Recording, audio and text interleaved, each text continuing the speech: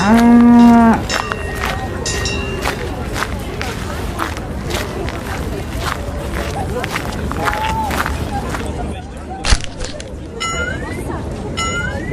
लो भाई, ले लो, ताजी ताजी मछलियां ले लो। अभी अभी तालाब से पकड़ के लाया हूँ, एकदम ताजी मछलियां हैं भैया।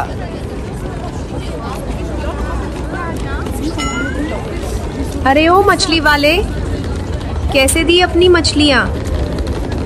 देखने में तो बड़ी ताजी लग रही हैं। ताजी ही हैं, अभी अभी तालाब से पकड़ कर लाया हूँ और बस 1 रुपए किलो है। बोलो बहन जी, कितनी किलो दे दूं? अच्छा, तो 1 किलो दे दो। काकी के 1 किलो बोलते ही कालू मछुआरे ने फुर्ती से 1 किलो मछली तौलकर काकी को दे दी।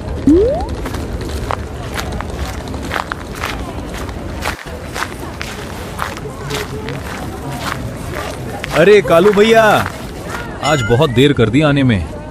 चलो हमें भी 2 किलो तौल दो भाई। हाँ कालू, आज तो सारी मछलियाँ बड़ी ताजी लग रही हैं। अरे अरे भैया, क्यों? पहले की मछलियां ताजी नहीं होती क्या? अरे कालू भैया, आपकी मछलियाँ तो हरदम ताजी होती हैं। मैं तो ऐसे ही बोल रहा था। चलो मुझे भी 1 किलो दे ही दो। अरे भैया, कालू झीमर की दुकान से कोई खाली हाथ नहीं जाता। अभी देता हूँ, एकदम ताजी तालाब वाली मछली। कालू ने भी फुर्ती दिखाते हुए फटाफट मछलियाँ तौली और दोनों ग्राहकों को मछलियाँ पकड़ा दी और वे ग्राहक कालू को मुद्रा देकर वहां से चले गए। देखते ही देखते कुछ ही घंटों में कालू मछुआरे की सारी मछलियाँ बिक गईं। चलो रे भैया, आज तो बहुत दूर से मछलियाँ पकड़ कर लाया था। अब तो आसपास के तालाबों की मछलियाँ भी खत्म हो गई। चलो आज जाकर थोड़ा आराम करूंगा, बहुत थक गया हूँ। कालू झीमर के गांव से कुछ दूरी पर एक विशाल नगरी थी, जहां राज करते थे एक प्रतापी, न्यायप्रिय और धार्मिक स्वभाव वाले राजा। मंत्री जी, तुरंत पूरे नगर में घोषणा करवा दीजिए, आज से हमारे राज्य में कोई भी व्यक्ति किसी भी जीव की हिंसा नहीं करेगा, चाहे वो छोटा जीव हो या बड़ा। हर प्राणी को जीने का अधिकार है। जो भी व्यक्ति किसी निर्दोष जीव को मारते हुए पाया गया, उसे राज्य के नियम अनुसार कठोर दंड दिया जाएगा। हमारे राज्य में अहिंसा और धर्म का पालन ही सबसे बड़ा नियम होगा। महाराज, आपने अत्यंत धर्मपूर्ण और सुचित निर्णय लिया है। सच्चे राजा वही होते हैं जो केवल मनुष्यों का ही नहीं, बल्कि हर जीव का दुख समझते हैं। आप निश्चिंत रहें महाराज, आज ही पूरे राज्य में घोषणा करवा दी जाएगी और जो भी व्यक्ति इस आदेश का उल्लंघन करेगा, उसे राज्य के नियम अनुसार कठोर दंड दिया जाएगा।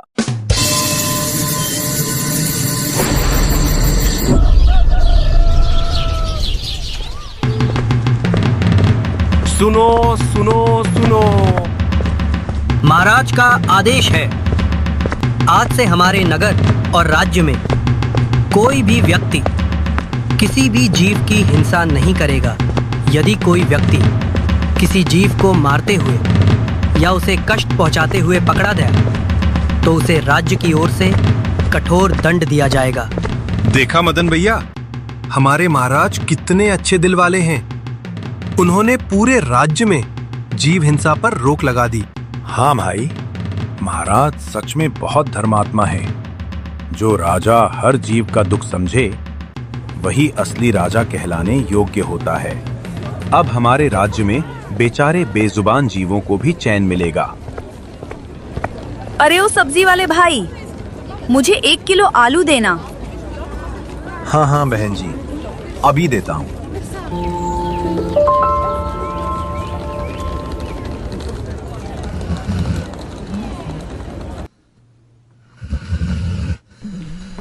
कहाँ हो सेठ जी?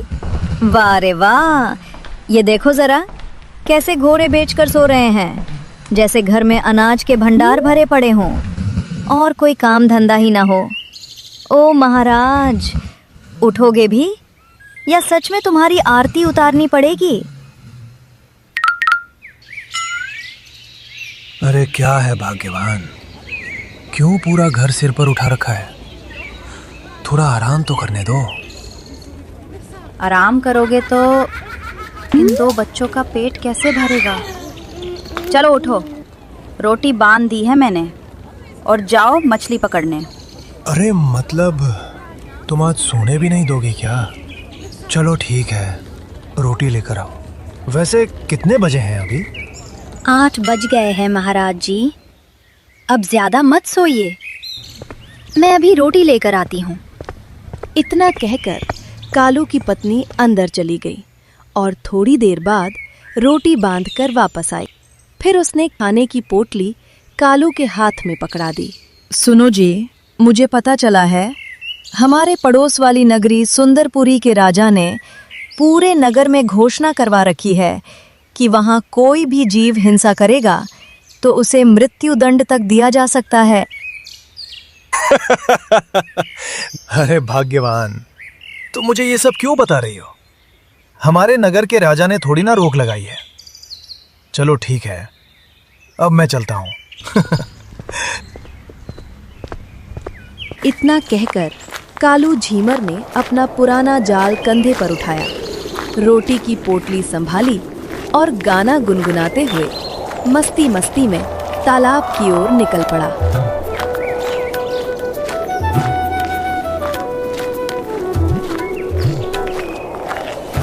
आज तो लगता है जाल भर भर के मछलियां मिलेंगी। अगर किस्मत साथ दे गई ना तो कल पूरा बाजार मेरी मछलियों से भर जाएगा। चल कालू, आज दूसरे तालाब में हाथ आजमाते हैं। कालू मछुआरा गाना गाते हुए अपनी ही मस्ती में चलते चलते एक बड़े तालाब के किनारे पहुंच गया। नहीं, इस तालाब की तो सारी मछलियां मैं पहले ही पकड़ चुका हूं। अब यहाँ क्या मिलेगा? बेकार में मेहनत करूंगा, 1-2 मछलियां ही मिल पाएंगी। मुझे दूसरे तालाब की ओर जाना होगा। इतना सोचकर कालू मछुआरे ने उस तालाब में जाल नहीं डाला और वह दूसरे तालाब की ओर बढ़ने लगा।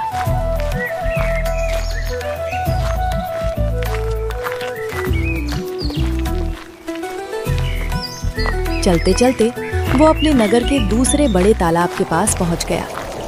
तालाब के चारों ओर शांति फैली हुई थी और ठंडी हवा के साथ पानी की लहरें धीरे धीरे किनारे से टकरा रही थी। अरे वाह रे भैया वाह, आखिर मिल ही गया नया तालाब। अरे अरे अरे, ये देखो तो सही, कैसे मछलियां उछल कूद कर रही हैं। आज तो मजा आ गया। लगता है आज कालू झीमर की टोकरी पूरी भरने वाली है। मछलियों को उछलता कूदता देखकर कालू झीमर की खुशी का ठिकाना ही नहीं रहा। वो जल्दी जल्दी अपने कपड़े संभालते हुए फटाफट तालाब के अंदर उतर गया। फिर उसने अपना बड़ा सा जाल उठाया और पूरी ताकत से पानी में फेंक दिया। कुछ ही पलों में कालू मछुआरा तेजी से मछलियां पकड़ने लगा।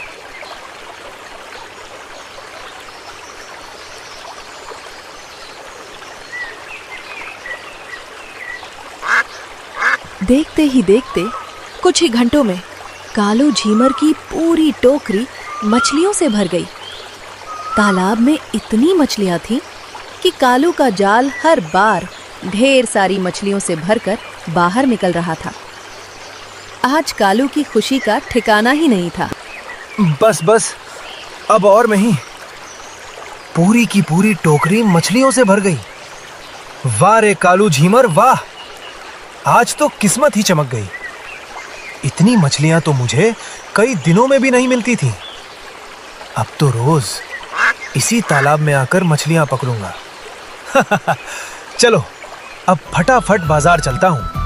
इतना कहकर कालू झीमर ने मछलियों से भरी भारी टोकरी उठाई और खुशी खुशी बाजार की ओर चल पड़ा। रास्ते भर वो अपनी किस्मत पर खुश हो रहा था, क्योंकि आज उसे उम्मीद से कहीं ज्यादा मछलियां मिली थीं। चलते चलते कुछ ही देर में कालू मछुआरा बाजार पहुंच गया। ले लो भाई ले लो, ताजी ताजी मछलियां ले लो। अभी अभी तालाब से पकड़ के लाया हूँ, एकदम ताजी मछलियां हैं भैया। धीरे धीरे ग्राहक आने लगे और रोज की तरह कालू झीमर की ताजी मछलियां हाथों हाथ बिकने लगी। कोई 1 किलो लेता तो कोई 2 किलो। देखते ही देखते कुछ ही घंटों में कालू की सारी मछलियां बिक गईं। फिर कालू मछुआरा अपनी खाली टोकरी कंधे पर उठाकर खुशी खुशी घर की ओर चल दिया। और इसी तरह दिन बीतते गए।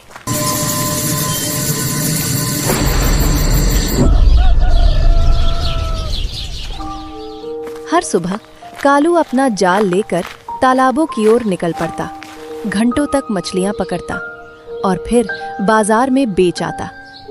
धीरे धीरे पूरा 1 साल बीत गया।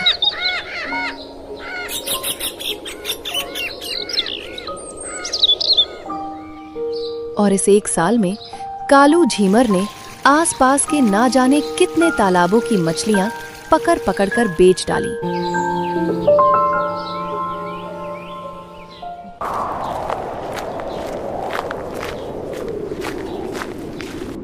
अरे ये क्या हो गया रे भगवान, अब तो एक भी मछली दिखाई नहीं दे रही। लगता है मैंने सच में सारे तालाब खाली कर डाले। पूरा नगर घूम लिया, लेकिन कहीं एक ढंग की मछली तक नहीं मिल रही। अब क्या करूं? अगर मछलियां ही नहीं पकड़ूंगा तो बच्चों का पेट कैसे बढ़ेगा, घर कैसे चलेगा?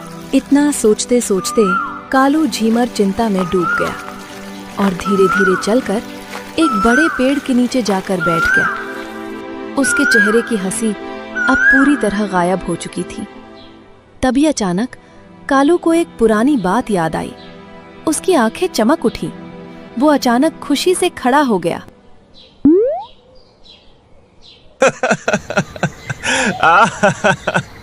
अरे वाह रे कालू वाह, तू भी कितना बड़ा बुद्धू है। हमारे नगर के तालाबों की मछलियां तो खत्म हो गई, लेकिन पड़ोस वाले सुंदरपुरी नगर के राजा ने अपने राज्य में जीव हिंसा करने से मना कर रखा है। मतलब वहां कोई मछलियां पकड़ता ही नहीं होगा। अब समझा, वहां के तालाब तो मछलियों से भरे पड़े होंगे। वाह रे कालू, अब तो तेरी किस्मत फिर से चमकने वाली है। ये बात याद आते ही कालू झीमर की खुशी का ठिकाना ही नहीं रहा। वो तुरंत पेड़ के नीचे से उठा और बिना कुछ सोचे समझे अपना जाल और टोकरी वहीं छोड़कर सीधे पड़ोसी नगर की ओर चल पड़ा। उस समय कालू को ये भी याद नहीं रहा कि अगर पड़ोसी नगर में मछलियां पकड़ते हुए पकड़ा गया तो उसके साथ क्या हो सकता है। लेकिन कालू तो बस मछलियों के लालच में आगे बढ़ता जा रहा था। खैर, अब देखते हैं कालू झीमर की किस्मत उसे कहां तक ले जाती है। चलते चलते कालू झीमर पड़ोसी नगर के एक बड़े तालाब के पास पहुंच जाता है। चारों तरफ हरियाली फैली हुई है। तालाब का पानी बिल्कुल साफ दिखाई दे रहा है। कालू छुपते छुपाते धीरे से किनारे के पास जाता है और ध्यान से पानी की ओर देखने लगता है। वाह रे वाह, यहाँ के तालाबों में तो मछलियां भरी पड़ी हैं। अरे अरे, ये देखो कितनी बड़ी बड़ी मछलियां हैं। अगर ये सब मेरे जाल में आ गई ना तो कई दिनों का काम बन जाएगा। लेकिन दिन में मछलियां पकड़ते हुए मैं पकड़ा भी जा सकता हूँ। एक काम करता हूँ, कल सुबह सुबह अंधेरा रहते ही यहाँ आ जाऊंगा और जल्दी जल्दी मछलियां पकड़कर निकल जाऊंगा। किसी को पता भी नहीं चलेगा। हाँ, यही ठीक रहेगा।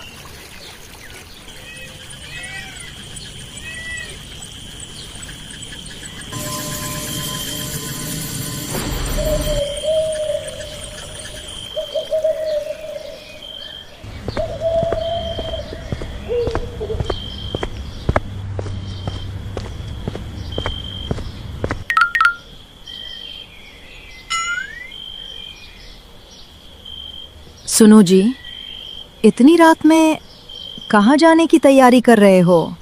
अरे भाग्यवान, मैं सुंदरपुरी नगर जा रहा हूँ। आज मैं वहां के तालाब देख कर आया हूँ। अरे वाह, इतनी मछलियां हैं वहां कि अगर एक दिन भी जाल डाल दूं ना तो कई दिनों का खर्च निकल आए।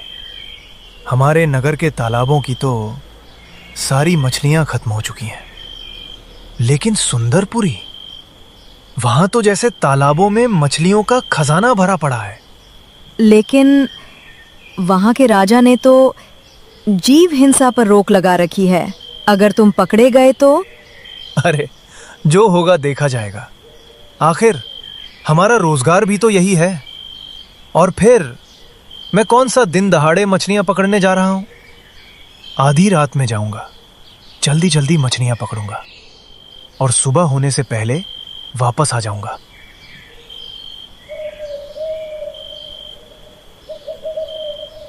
इतना कहकर कालू झीमर ने अपना जाल कंधे पर रखा, टोकरी उठाई और आधी रात के अंधेरे में सुंदरपुरी नगर के तालाब की ओर निकल पड़ा।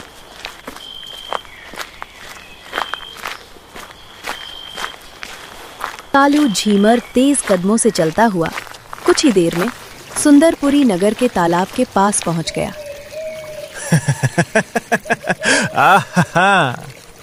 आ गया मैं, मेरी प्यारी मछलियों। आज तो तुम सब कालू झीमर के जाल में फंसने वाली हो। वाह रे वाह, कैसे पानी में उछल रही हैं। आज तो टोकरी भर भर के मछलियां मिलेंगी। तभी अचानक कालू चुप हो जाता है और धीरे धीरे इधर उधर देखने लगता है। रुक कालू, इतनी जल्दी भी ठीक नहीं। क्या पता आसपास कोई पहरा देने वाला छुपा बैठा हो। अगर जाल डालते समय किसी ने देख लिया तो बड़ी मुसीबत हो जाएगी। एक काम करता हूं, पहले थोड़ी आग जला लेता हूं, ठंड भी लग रही है। और अगर आसपास कोई होगा तो आग देखकर अभी बाहर आ जाएगा, वरना बाद में अचानक आ गया तो बेकार में फंस जाऊंगा। इतना सोचकर कालू झीमर जल्दी जल्दी पास की झाड़ियों में गया और फटाफट सूखी लकड़ियां इकट्ठा करने लगा। कुछ ही देर में उसने लकड़ियों का छोटा सा ढेर लगाया और आग जला ली।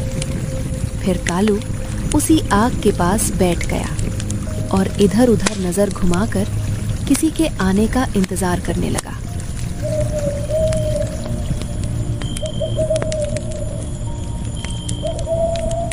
कालू झीमर आग के पास बैठा बैठा काफी देर तक चारों तरफ नजरें घुमाता रहा, लेकिन वहां कोई नहीं आया।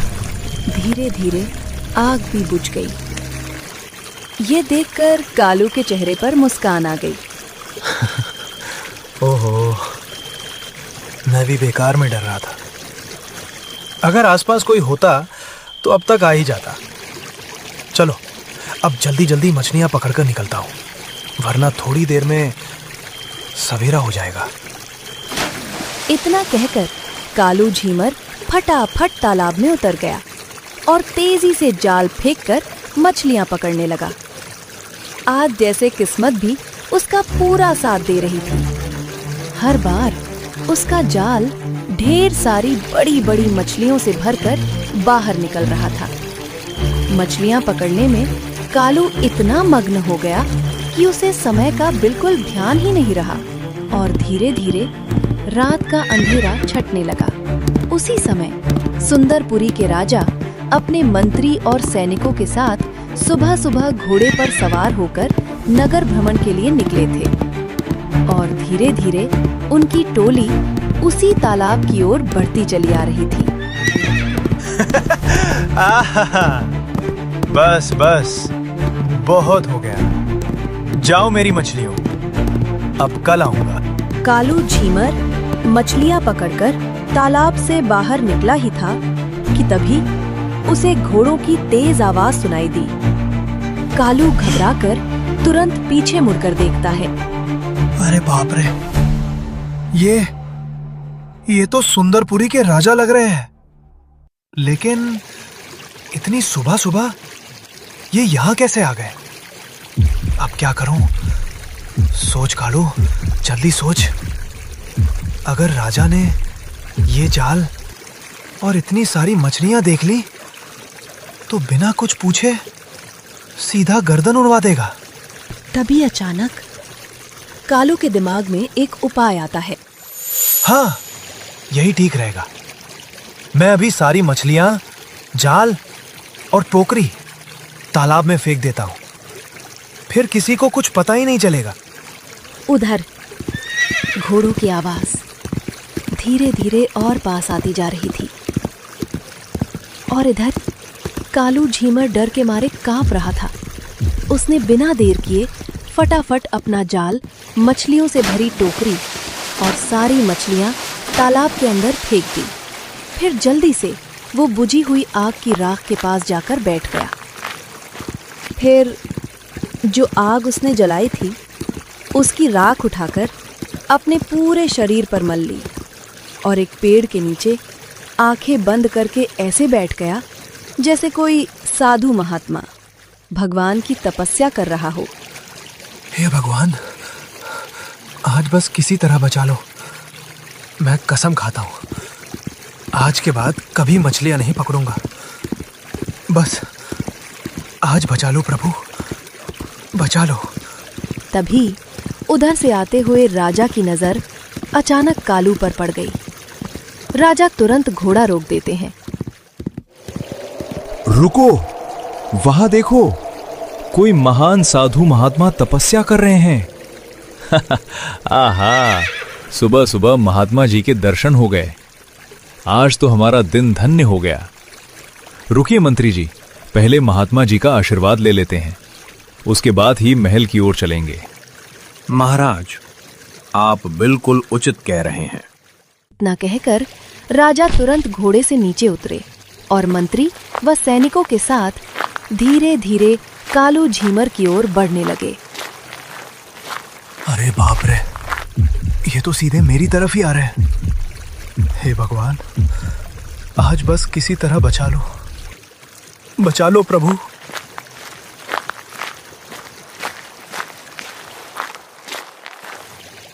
प्रणाम महात्मा जी। मैं अपने मित्र से मिलने दूसरे नगर जा रहा था, लेकिन रास्ते में आप जैसे तेजस्वी संत के दर्शन हो गए। हम बड़े भाग्यशाली हैं। कृपा करके हमें आशीर्वाद दीजिए महात्मा जी। मंत्री जी, लगता है महात्मा जी गहन ध्यान में हैं।